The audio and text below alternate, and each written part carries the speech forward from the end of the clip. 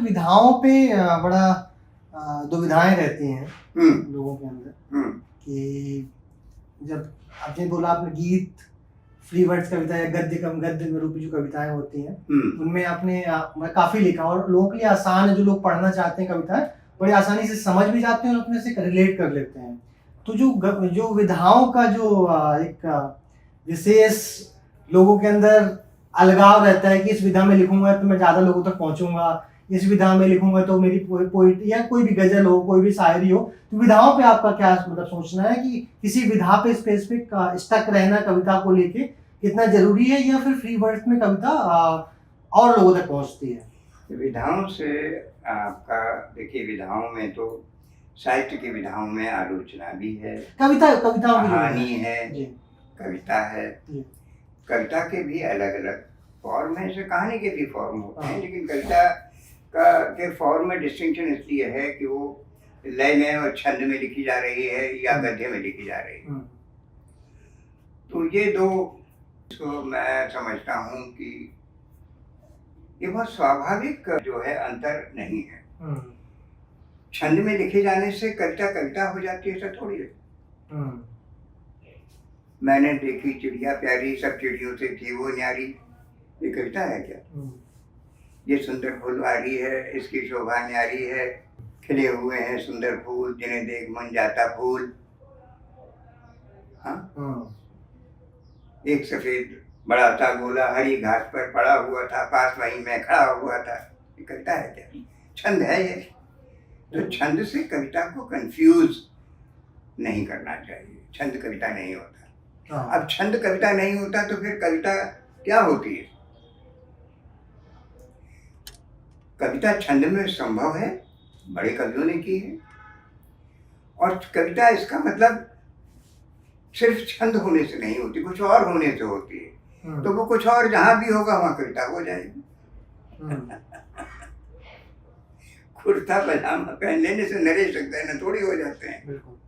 तो इसलिए छंद में लिख देने से कविता नहीं होती। हो भी सकती है, कुर्ता पजामा पहन के नरेश सक्सेना आ भी सकते हैं, लेकिन कुर्ता पजामा पहन के कोई और भी आ सकता है, नरेश सक्सेना ना हो। तो क्या होने से कोई नरेश सक्सेना होगा? सवाल ये है क्या होने से कविता होगी, जो कि सिर्फ छंद होने से या लय में होने से जरूरी नहीं है कि हो। तो उसको जानने की कोशिश बहुत कम की जाती है कि कविता कविता का दिल कहाँ धड़कता है।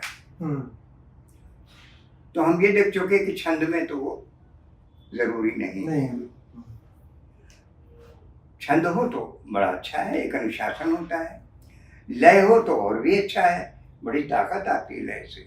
लेकिन लय की ताकत कभी कभी कविता को कम भी कर देती है। एक बार गद्य बड़ा ताकतवर होता है, गद्य की ताकत कम नहीं होती, लय में अपनी ताकत होती है। एक बार क्या हुआ कि विजय देव नारायण शाही आए, लखनऊ आए, घर भी आए मिलने के लिए। तो शाही जी की कविता है, समुद्र कुड़ता हुआ आया और घरौंदे उठाकर ले गया।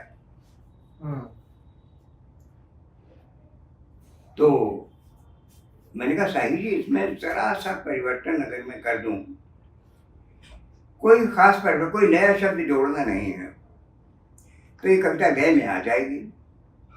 बोले कैसे? तो मैंने कहा समुद्र का समुंदर कर देने से ये पंक्तियां लय में आ जाएंगी। बोले बोलो सुनाओ। तो मैंने कहा कुड़ता हुआ समंदर आया और घरौंदे उठा ले गया। अरे बोली ये क्या कर लिया इसमें? ये कोई बच्चों जैसी कोई चीज लगने लगी, कुड़ता हुआ समंदर आया और घरौंदे उठा ले गया। जो ताकत उस गद्य की थी, कुड़ता हुआ समुद्र आया और घरौंदे उठा कर ले गया, ये समुद्र छोटे बच्चों के बनाए हुए हैं घरौंदे तो, और समुद्र इतना विशाल है, वो घरौंदे उठा के ले गया बच्चों के।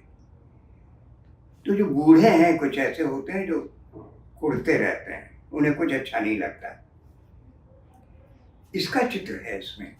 तो वो गद्य में जिस तरह से आ रहा है वैसा इस छंद में लय में आ जाने से बिखर गया। बिल्कुल। तो ये फर्क भी लोग नहीं समझते। सिर्फ लय में ले आ जाने से कविता कोई बड़ी हो जाएगी ऐसा नहीं है। लय बिगाड़ भी सकती है। लय ताकतवर चीज है। लय का निर्वाह करना आसान नहीं होता। अब इन तमाम सारी चीजों से गुजरते हुए फिर कविता होती कहाँ है? उसके 2-3 मैं तो कोई व्याख्याकार संभव नहीं हूँ ही नहीं। कविता को या किसी भी रचना को सुंदर होना होता है। अगर सुंदर नहीं है तो बदसूरत चीजों के पास कोई क्यों जाएगा और क्यों रुकेगा? उस सौंदर्य के तत्व क्या हैं? किन चीजों से वो सुंदर हो रहे हैं? आप अपने नाक नक्शे से, सुडौल चेहरे से बहुत अच्छे लग रहे हैं।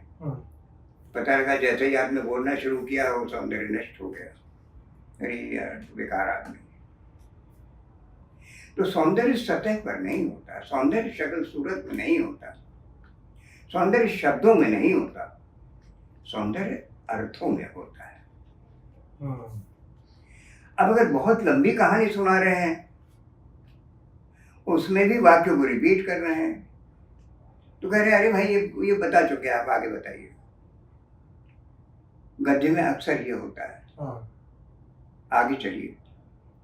कविता में रुकिए रुकिए रुकिए, इसे दोबारा कहिए। अरे वाह क्या बात है, फिर से कहिए इसे। उसे तीसरी बार कहिए। गद्य में एक बार भी बर्दाश्त नहीं होता कि ये तो कह जो बता चुके। तो गद्य में कविता के में आप फर्क देखिए। कविता की उस पंक्ति को हम बार बार सुनना चाह रहे हैं। क्यों? उसके अर्थ में जो सौंदर्य है उसकी वजह से।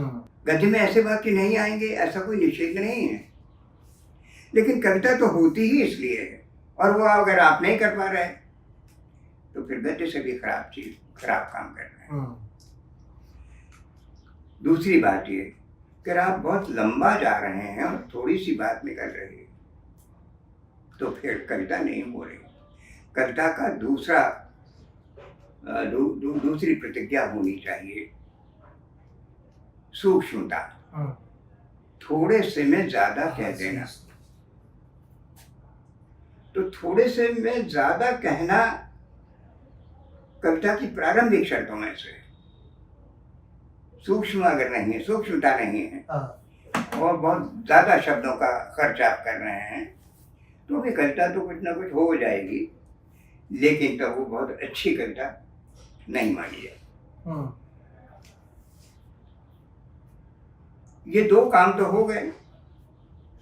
अब नाच ना आवे आंगन टेढ़ा, ये भी कविता है। ये कविता जो है वो ये नहीं कह रही कि आंगन टेढ़ा है इसलिए नाचना संभव नहीं है। ये कविता ये कह रही है कि जिस आदमी को काम आता नहीं है वो बहाने ढूंढ रहा है। अरे साहब गर्मी बहुत है तो फिर बढ़िया पेंटिंग कैसे बनाएंगे, है ना? वो कुछ और बता रहा है कि अरे वो बढ़िया वाला वो ब्रश नहीं है, या बढ़िया वाले मेरे पास 3 ही रंग हैं। 3 ही रंग है तो 3 रंगों से बनाओ, 2 रंग है तो 2 रंगों से। अगर आप क्रिएटिव हैं तो आप 1 रंग से भी बना सकते हैं, बनाइए। तो ये नाच ना आवे आंगन टेढ़ा जो है कितना अर्थ लिए हुए है कि जो भी आदमी बहाना बनाएगा उस पर ये लागू हो जाएगी। ये लय में भी है और बहुत थोड़े से में बड़ी बात कह दी गई है।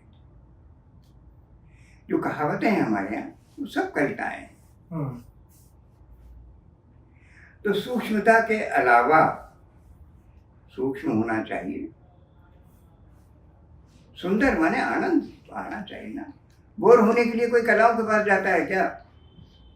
बोर होने के लिए कोई कलाओं के पास नहीं जाता। लेकिन वही बात कि सौंदर्य और आनंद ये शारीरिक स्तर पर नहीं होते। कलाओं का सौंदर्य जो है और कलाओं का जो आनंद है वो आपकी कल्पनाशीलता का, आपकी चेतना का परिष्कार करता है। और उस परिष्कार से जो आनंद प्राप्त होता है आपको, जो अप्रत्याशित तत्व होता है, अरे ऐसा ऐसा तो सोचा ही नहीं था, जो आपकी कल्पनाशीलता को विस्तार दे देता है, दृष्टि को बदल देता है। इस तरह की बात तो सुनी नहीं थी।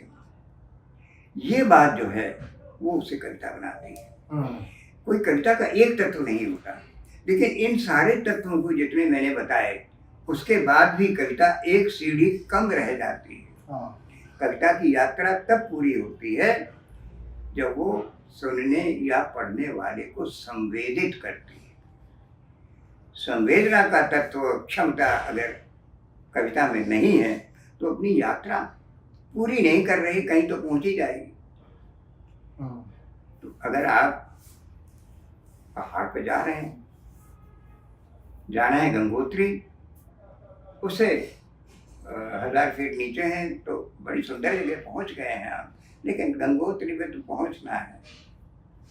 जो अंतिम लक्ष्य है कविता का, जो यात्रा है कविता की, वो जब आपको दिल को हिला देगी, संवेदित कर देगी, और अगर सूक्ष्म होगी, सुंदर होगी, संवेदनीय होगी, तो आपकी स्मृति में भी अटक जाएगी।